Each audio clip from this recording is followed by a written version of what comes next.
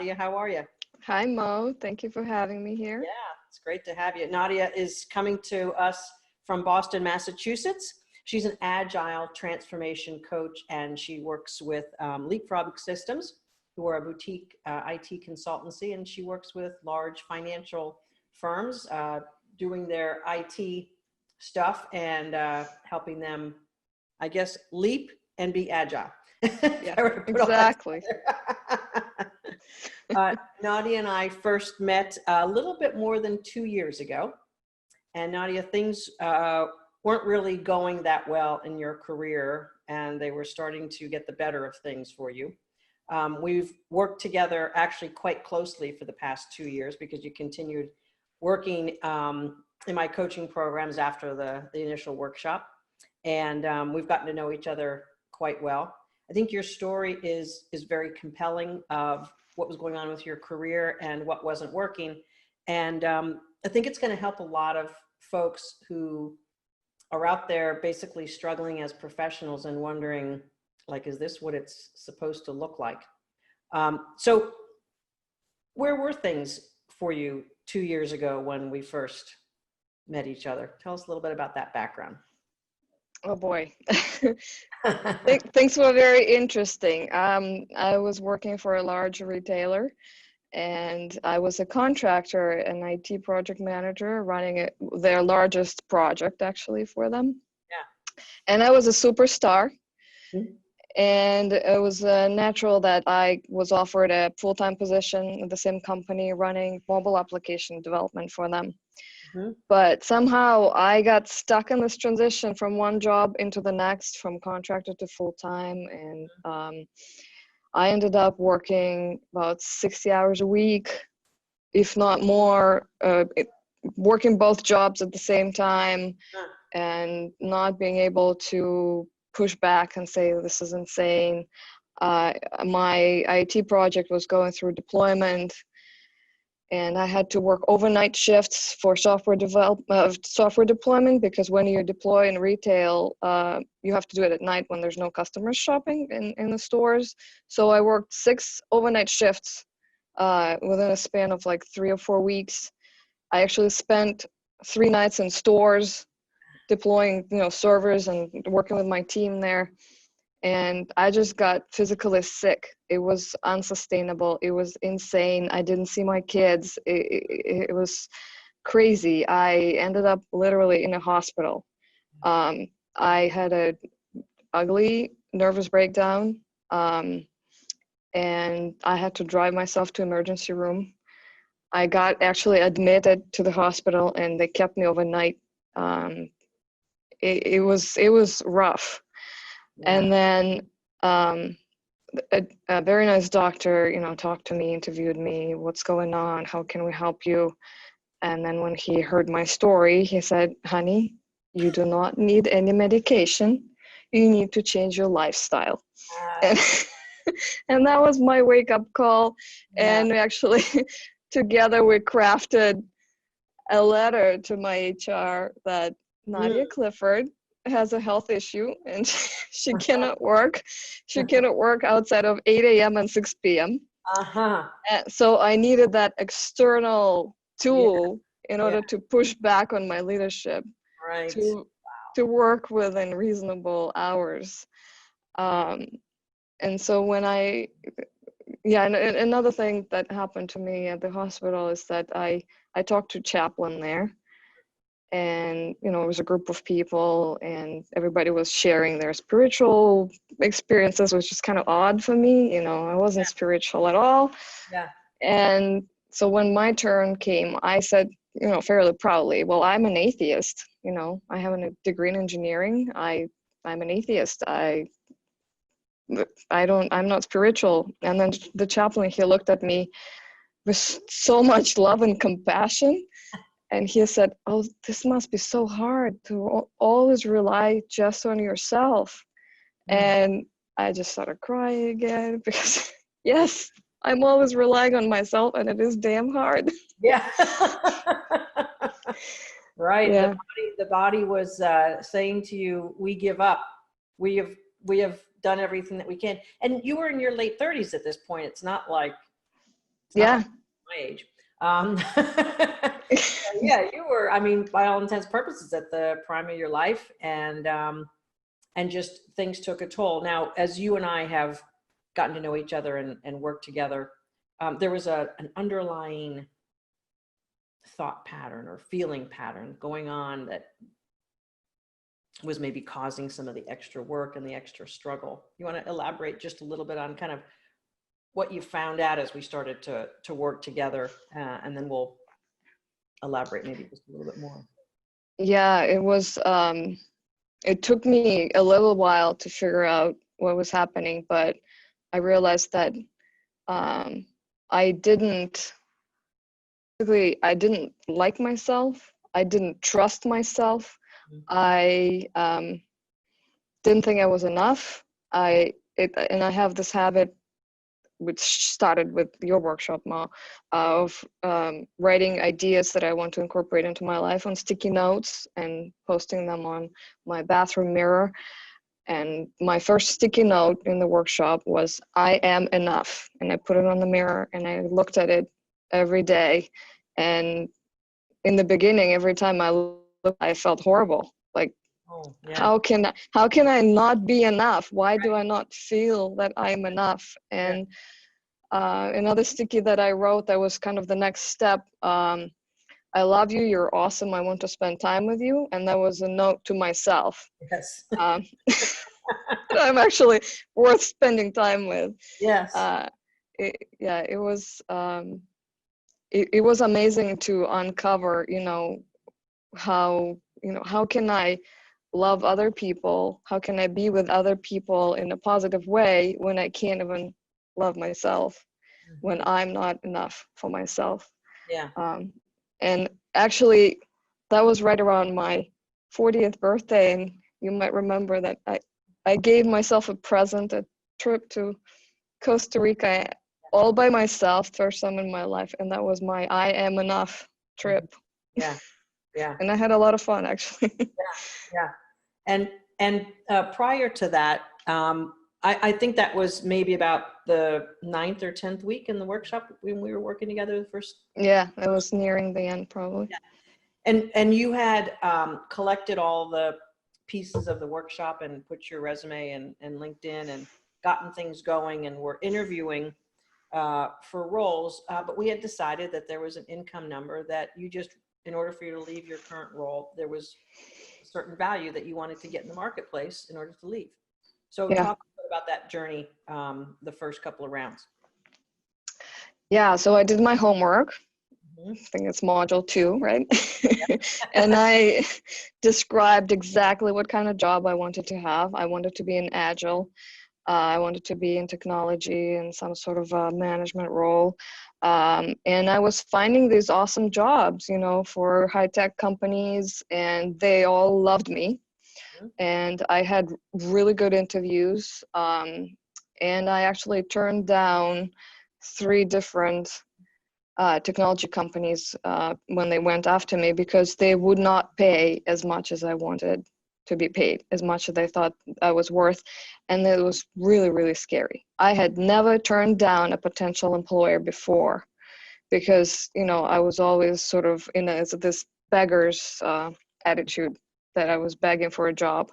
And here I was, scared, but standing in my power that I can do better than this. And I don't have to grab the first thing that comes along, or the second, or the third. If they keep being the same thing, I mean, come on. So I know in the work that we have done, and basically the work I've done with over 500 women over the years, there are those scary moments where your coach is saying to you, I really think you can do better, and if you keep honing this down and honing this, you wanted to get out of your current place, though, because it was not working out as far as all the health concerns and the structure, and the demands were just not what you were willing to live with anymore. That's a little bit of a push and pull. I want to get out of my current thing. I'll take anything, which is a lot of what people typically do. That's not my advice, and not what I do with my clients. I wanted to make sure you landed at a spot that was fitting your soul, which we got into, and your talents and the marketplace that was going to be a big enough move career-wise. And as you know, I mean, if you absolutely needed a job, there may have been a different strategy or a different decision making, but we were pretty focused on making sure that you got that thing that was going to be the right move for you. So you went off to Costa Rica for your 40th birthday, came back, and what happened? Yeah. Yeah, I meditated a lot in Costa Rica. And one of my meditations was, I love my job, I love my boss, I love my company. And it was more, not specific, but, kind of trying to attract to this feeling that I love my job, I love my boss. Yeah. And when I came back, it was out of the blue, as it always happens. Yes. This awesome company reached out to me with a job that was exactly what I wanted, exactly as I described in my module 2. Basically used the same words. Right. Yeah, and I started interviewing. I loved everybody who interviewed me.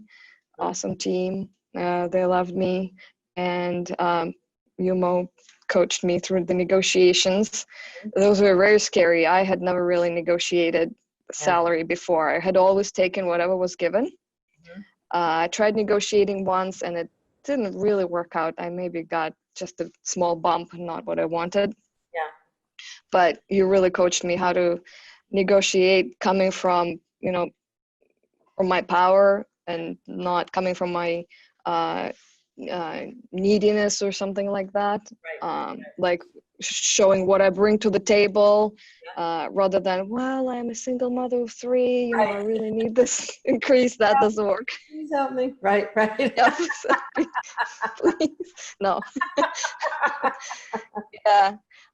So I got the number that I had actually put on my vision board back in like a few months before, when we were doing vision boards in the workshop. Yes. I put that number on my vision board, and that was exactly what was in the offer letter. Yeah. It was like a miracle. A miracle. And that was a stretch number too. Yes. Yeah. And as you now know, being a veteran of this work, of my work in particular, but as you know, those are universal principles that we work with.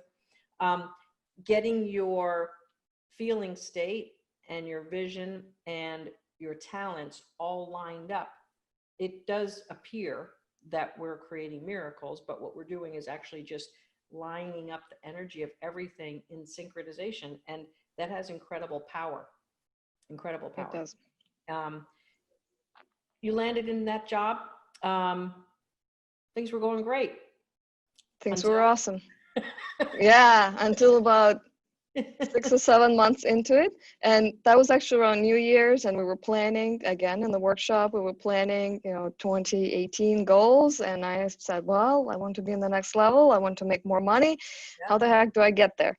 Yeah. I was not clear. And then 2 weeks later, big org changes in the job, people getting laid off, unsteadiness. And so that was actually kind of a sign for me. That was a shakeup that pushed me to rethink what I was doing.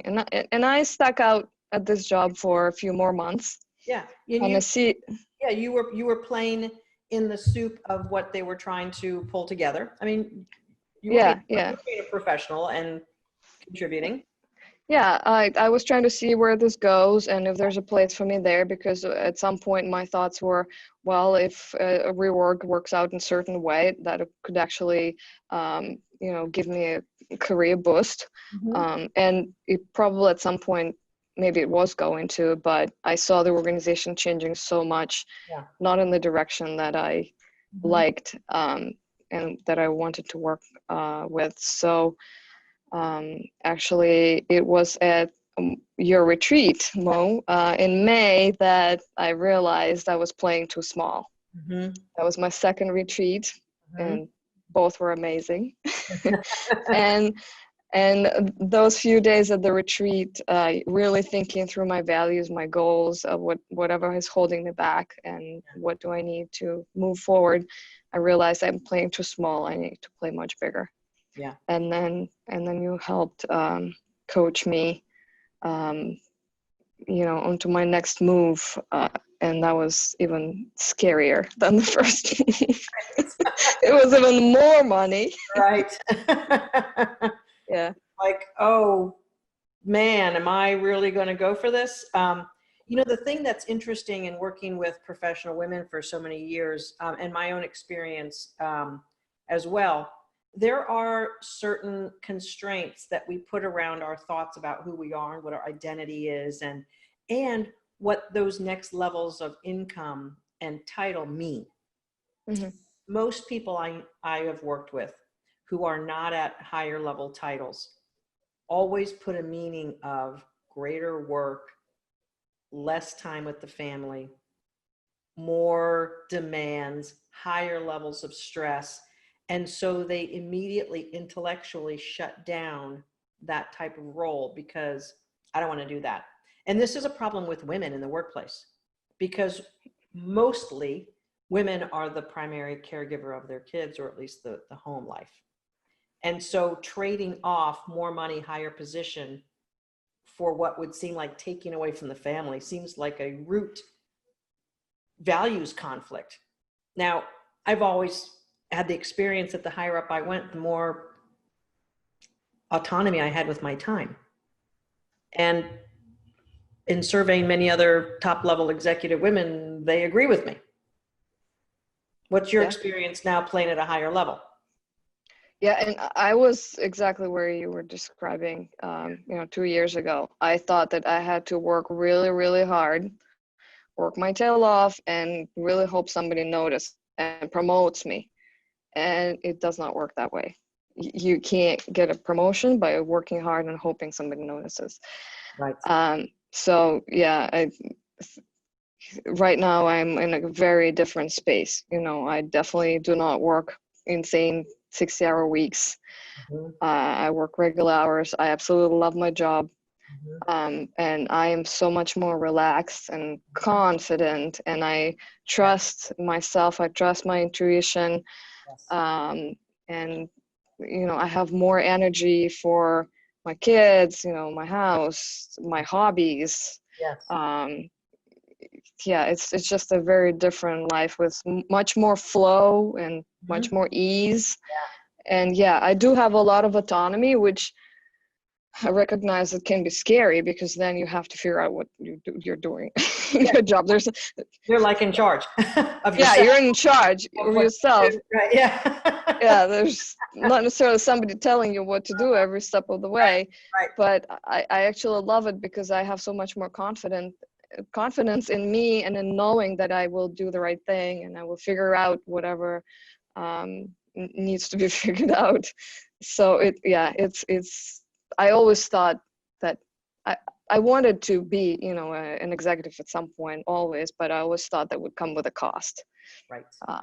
Of really hard work and no balance. And I was at some point not sure I was able to do that sacrifice, but turns out you don't need to sacrifice anything.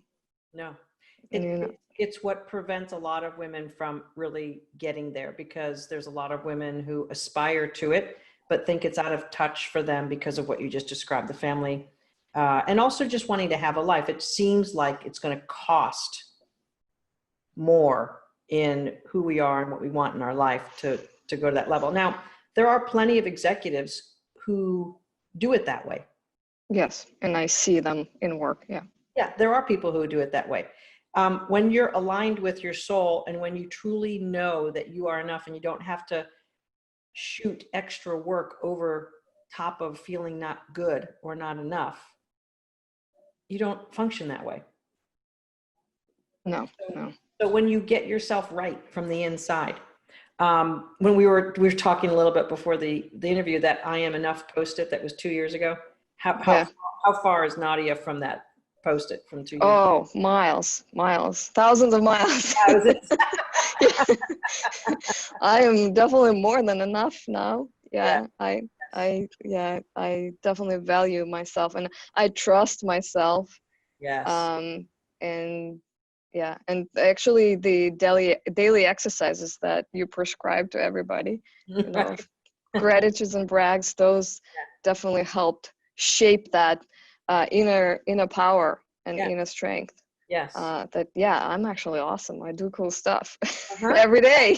Yeah. Yeah. That's awesome. And I know that you were inspired about a year ago to do some of the work that you're doing right now. And you're like, oh, if I could just get a job where I could just be like coaching others or managing teams and moving them into uh, transformative ways of looking at their technology and that sort of thing. That would be just great. Yeah, I don't know yeah, how to get there, Mo, and I don't know if that's possible. Is it possible? Could I really do that? And then so our I don't know, last 6, 8 months of working together has included crafting an identity that you have allowed yourself to step into, being that knowledgeable, being that yeah, influential, having that level of impact. And you work at large financial institutions, yeah, so you're not just in an IT world. right. What you're moving forward and advancing and what you're having an influence over impacts the company. Yeah, uh, I actually, you probably remember, went through that another soul searching experience as to where I wanted to be in my job. I thought, well, maybe I want to be director of engineering and I want to be techie. But in the end, you know, all that coaching, it helped me determine that what my real values are and where I want to be, that I wanted to um, influence cultural changes and organizational changes and see teams and organizations move into a more positive space, into high performing space where you can't get if you don't have like psychological safety and Right. positive energy in the workplace. Right. And I realized that was much more important to me than just in pure technology and pure engineering. And this is where I'm now, and this is what I'm doing. Yeah. Shifting organizational culture and organizational identity, Yeah. just That's like I shifted mine. I was I was gonna say that because it does seem like the macro versus the micro of your life. Yeah, Right. yeah, yeah, So when you're able to have a level of inner confidence and happiness, and I mean, when I say the word confidence, it doesn't seem like that word holds enough weight with what we're talking about here. It's beyond confidence, isn't it? yeah, yeah. It's almost like in a power or Yeah. yeah, And women aren't strength. comfortable with that word, but it is a certain inner power that allows you then to move in an organization and opine and suggest and make the impact that you've always wanted to make, but maybe you were afraid you didn't belong there. What were some of the things that really helped bring all of that together for you, from your own perspective, to be able to say, I not just I am enough, but I am capable of this, and I am what? Yeah. Well, there was a lot of kind of small shifts and really pointing them out to myself as I was growing. And those daily brags really help Yeah. to see those shifts, those things that I have achieved, and the impact I had on the organization where I was working, and actually even feedback that I received from my coworkers, how I was impacting the organization in a very positive way. You know, like my performance review said something like, we have strong personalities and Nadia brings them all together in a very calm and balanced fashion or something like that. Yes. And I was like, yeah, I can do that. Right. Right. Right. Yeah. Mm-hmm. And now I am actually reaching the next level where I am getting to the point of executive coaching, where I need to coach leaders that are senior to me, more senior to me. And it is intimidating. And it's kind of my next leap. But I'm getting there. And actually, yesterday, I had a one-on-one with one of the leaders in the organization, and he asked me to coach him on team dynamics for his team. And inside I was like, yes. what's an engineering introvert doing in a place like this, Nadia? Yeah, and actually that's part of my strength, that I am quiet and I listen, but I'm very open-minded and I wait for an opening to be invited, and I don't kind of barge in and tell people what to do. And I'm okay with being quiet and being somewhat introverted to a certain extent. Before it bothered me, I thought that if you're a leader, you have to be loud and obnoxious. Right. And now I own my style of leadership. Yes. That I'm, I kind of seem soft. I'm not, but my approach is soft and gentle and kind of balanced. But I do influence people. And I see the results, and it's actually very rewarding to see the results when people come to me and ask me to coach them and help them. Yeah, that's wonderful. A long way in a short 2 years. A huge, wow. yeah. I went from a busy bee, a doer, to really a leader, and a very intuitive and soulful leader. Yeah. Right. Absolutely. Even for an atheist. I mean, who knew? Right. Find your soul and shine it up and be able to really make a big impact, and a huge increase in income. A huge increase. Yeah. Which it really, it's, it's nice for your pocketbook and bank account, but you have a family and responsibilities. You're also able to enjoy life and be with them differently. How has this affected your life as a mother? Well, yeah, actually, I am being different with my children now that I have changed myself, and I think I am being a really good example for them on how to be, balanced and centered, and how to stand in my power. And they saw me going through these job searches, and I talked to them about negotiating, because I wanted them to know that you need to ask for what you're worth. Yeah. You need to be in your power. And I think they're learning from me. And I'm also much more, I'm less controlling with them. I trust them more. Like my oldest son, as you know, decided to enlist in the Navy. And, that was a shock to me. But a few years ago, I would have been devastated that he's not going to college and, oh my God. But now I know this is the best for him.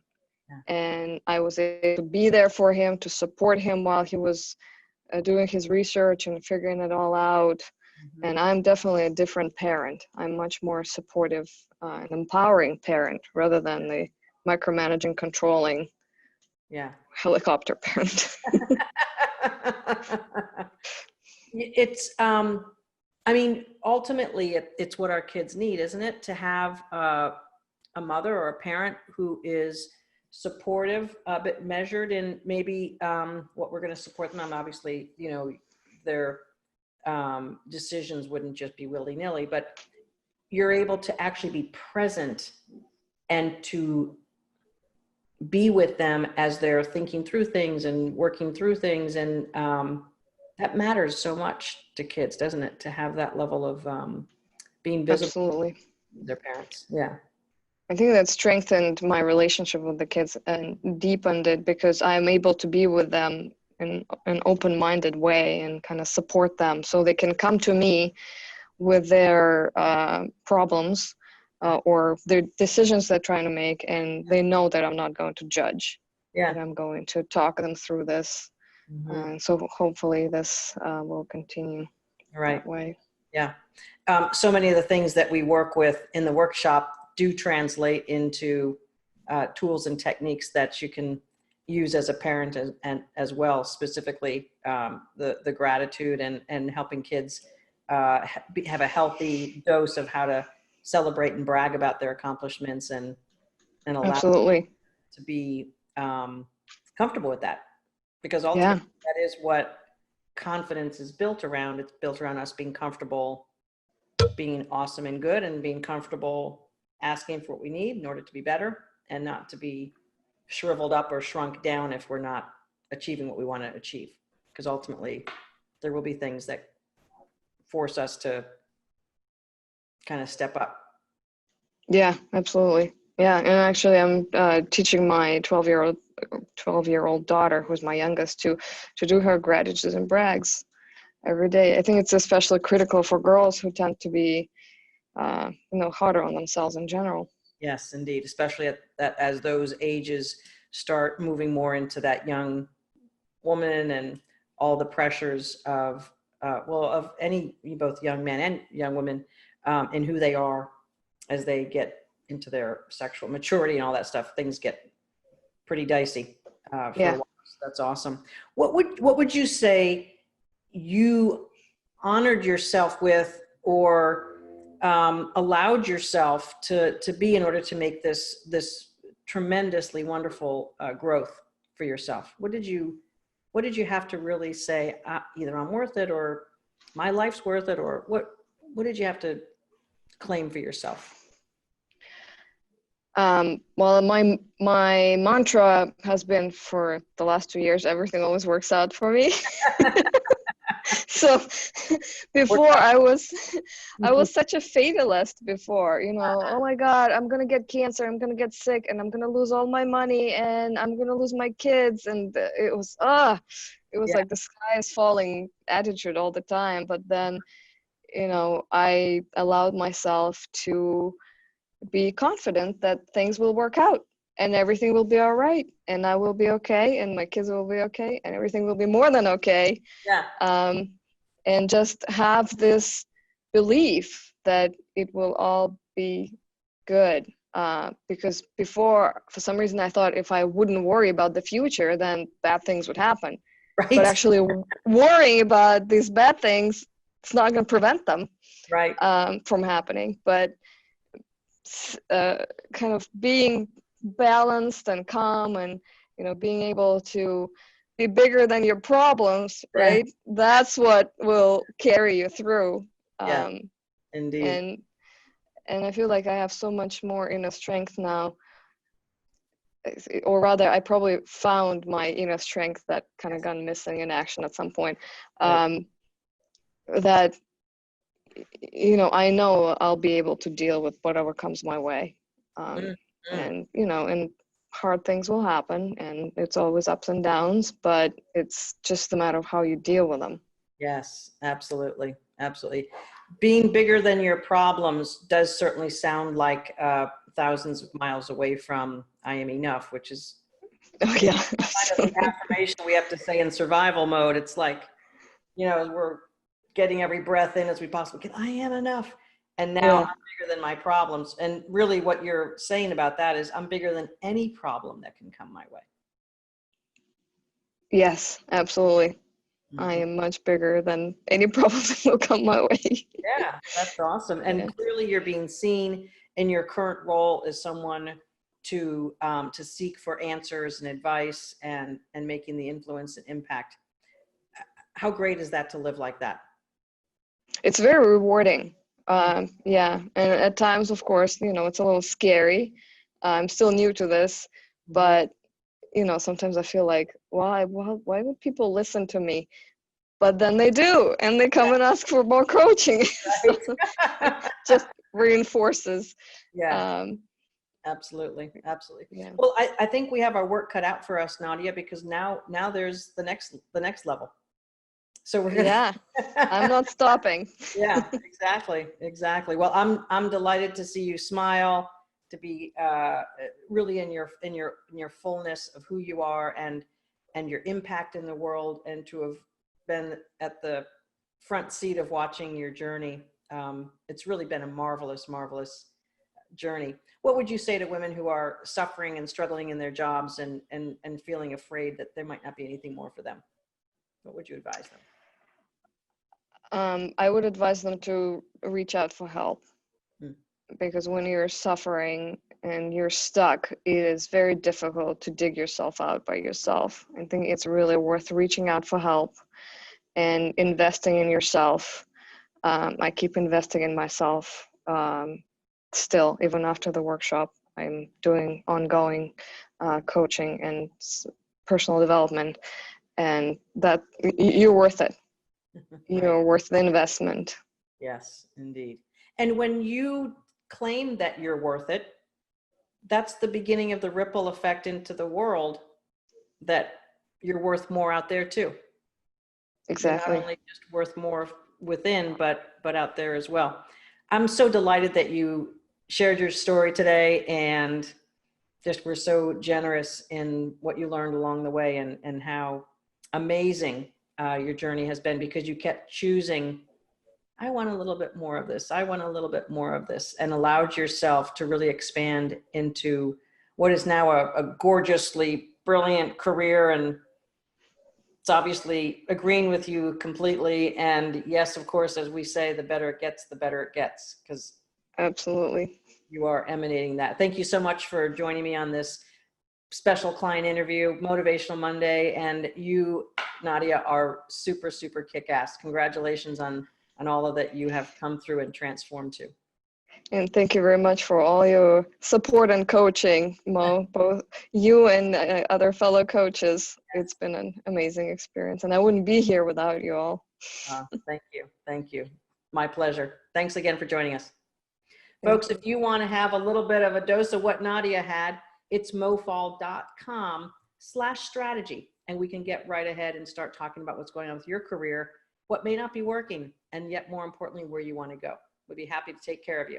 Nadia, thanks again. We'll